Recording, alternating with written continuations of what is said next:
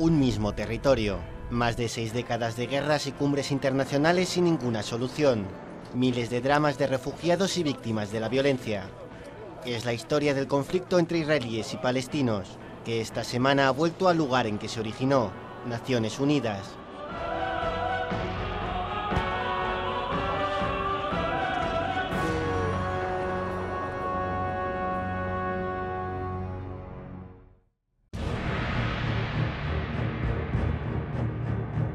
Son imágenes de poco después del final de la Segunda Guerra Mundial. Palestina era un protectorado británico al que habían estado llegando desde finales del siglo XIX judíos de toda Europa en Aliyahs, las 5 grandes olas migratorias de la diáspora hebrea.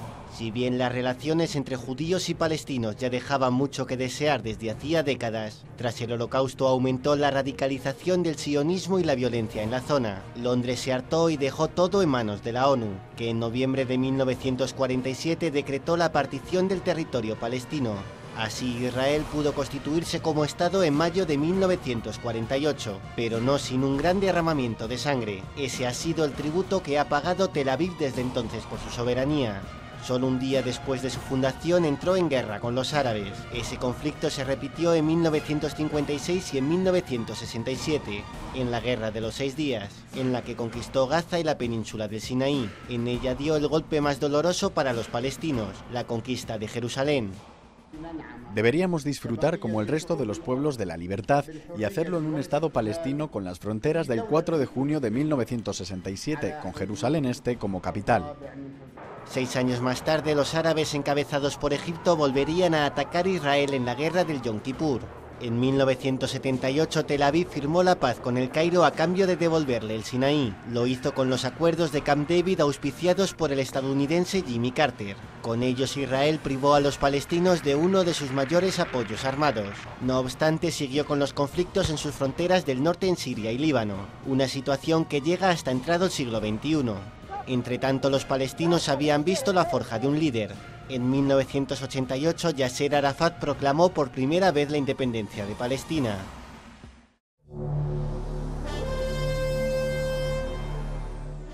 Bajo la tutela de Arafat, la causa palestina alcanzó un mayor peso internacional, pero al mismo tiempo se produjo una radicalización de los más violentos que contagió al pueblo. Así, en 1987 comenzaron las luchas de piedras contra tanques en la primera intifada, que no terminó hasta la Conferencia de Madrid de 1991. 9 años más tarde, los palestinos volvieron a levantarse contra Israel en la segunda intifada. 5 años más cruentos que la anterior. Dejó imágenes que impactaron al mundo, como la de este padre que no pudo proteger a su hijo en un tiroteo entre milicianos y soldados hebreos en Gaza. Murieron más de 5.000 palestinos y 1.000 israelíes. Perdimos a nuestros seres queridos durante la intifada. Mi hermano, mi vecino, mis amigos. No queremos vivir después de perderles. Todos los palestinos perdieron algún pariente durante la intifada y fue para nada. Las intifadas trajeron aún más tensión a una zona en ebullición. De ellas se han heredado los asesinatos selectivos del gobierno israelí, el lanzamiento de cohetes por parte de los milicianos y la construcción de un muro de separación entre ambos pueblos. Creo que las intifadas son unas expansiones naturales del movimiento de liberación palestino, pero también pienso que tuvieron elementos negativos, como la militarización. Emergió una nueva era postideológica en la que los israelíes no creen en su tierra, ni en la paz, ni en el gran Israel, ni en la honra de sus pérdidas. Ha desaparecido la fe en las grandes utopías políticas con el muro de separación. En mitad de la segunda intifada murió Yasser Arafat. Sin un líder claro, Hamas y Al-Fatah se enfrentaron por el poder tras las elecciones de 2006. Sus milicianos asesinaron sistemáticamente a miembros de ambas facciones durante 3 años. Así, el actual presidente palestino y líder de Al-Fatah, Mahmoud Abbas, se puso al frente de una autoridad nacional mermada, en un momento en el que aumentó el temor israelí hacia la violencia árabe. Por ello, en 2008, Tel Aviv lanzó la operación Plomo Fundido sobre la Franja de Gaza. En apenas 9 días, los hebreos mataron a cerca de 1.200 palestinos y solo sufrieron 13 bajas. No obstante, Israel se ganó el rechazo internacional por el empleo de armas prohibidas, como las bombas de fósforo blanco. Desde entonces se han repetido las escaramuzas a un lado y otro de la valla, donde han volado cohetes Qassam y misiles casi con una frecuencia semanal. Con este panorama se ha instalado cierta psicosis entre la población israelí. Realizan simulacros de ataque aéreo en colegios, residencias de ancianos y otros edificios públicos. Se trata de una acción rutinaria que no está vinculado con ningún tipo de evento extraordinario ni alertas de inteligencia. Es parte de nuestro modo de vida y la realidad para la que hemos de estar preparados. Algunos israelíes llevan ese modo de vida al extremo, como los colonos ortodoxos. Representan el sionismo más radical y construyen asentamientos en territorio palestino, la mayoría de las veces vulnerando la ley israelí, aunque en otras ocasiones lo hacen con la connivencia del gobierno.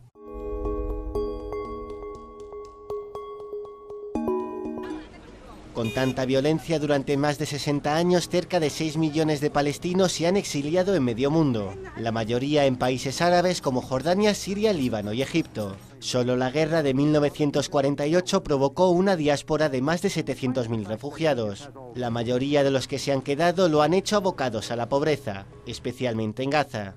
En la franja viven hacinados 1,5 millones de habitantes en apenas 370 kilómetros cuadrados, en los que no hay apenas infraestructuras ni acceso a las materias primas. La política de Israel limita la economía palestina casi de forma absoluta. El aparato económico, la exportación, la voluntad de la autoridad palestina, está todo bajo el control israelí. Así, las finanzas de la franja se acercan cada vez más a una situación insostenible.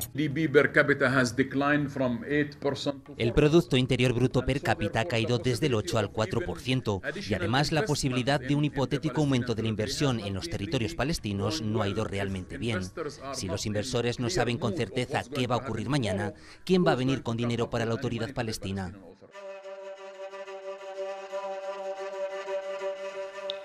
Casi desde su inicio, la paz en Oriente Próximo es una prioridad internacional. Decenas de países han presionado en uno u otro sentido para que las partes se sienten a dialogar.